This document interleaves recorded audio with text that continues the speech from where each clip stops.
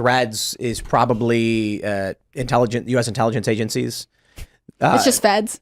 I totally forgot it existed. But to your point, this always like cracks me up, I guess, like ALX, because I love when like this sort of thing happens to leftists, right? Because it's the monster that they created coming for them. They were totally fine with the revolution until they became the target. Taylor Renz, I think the Twitter files showed, reported more accounts than practically any other user on the platform. She was a champion for the censorship cause, and now it's coming for her, and I think it's hilarious to watch. It's also this phenomenon where people will go from system to system to system, and they'll see the same problem in every system, but they'll go like, this system's broken. Who's in charge of this system? Fix it. They go to the next one.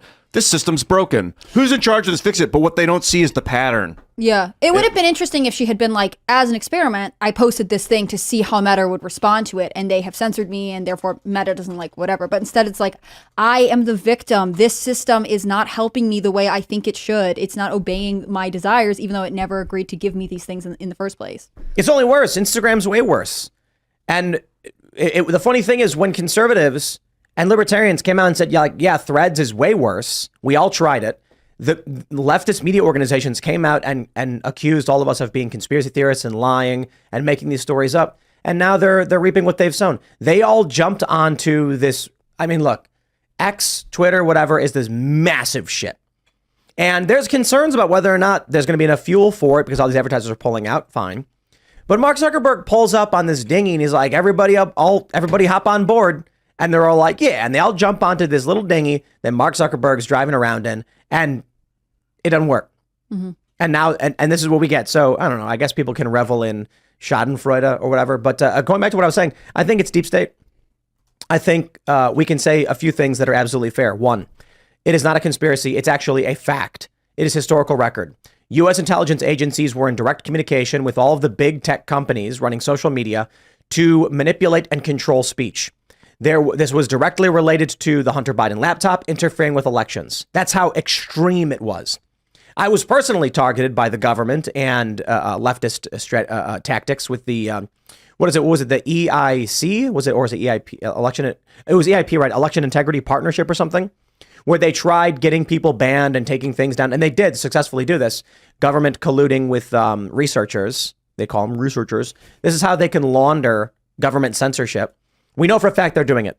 Okay. Then Elon Musk says he's going to buy X, and he's going to, there's talk of restoring all these accounts, bringing people back, and deep state's going to get exposed. Intelligence agencies did get exposed.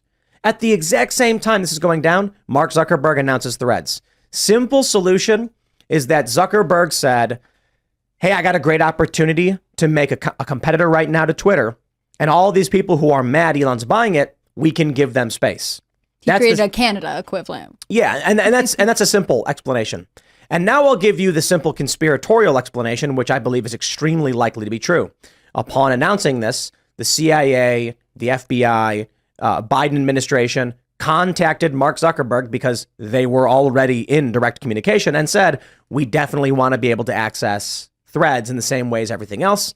And Zuck probably said, don't worry, it'll function the same as other platforms. You will have access.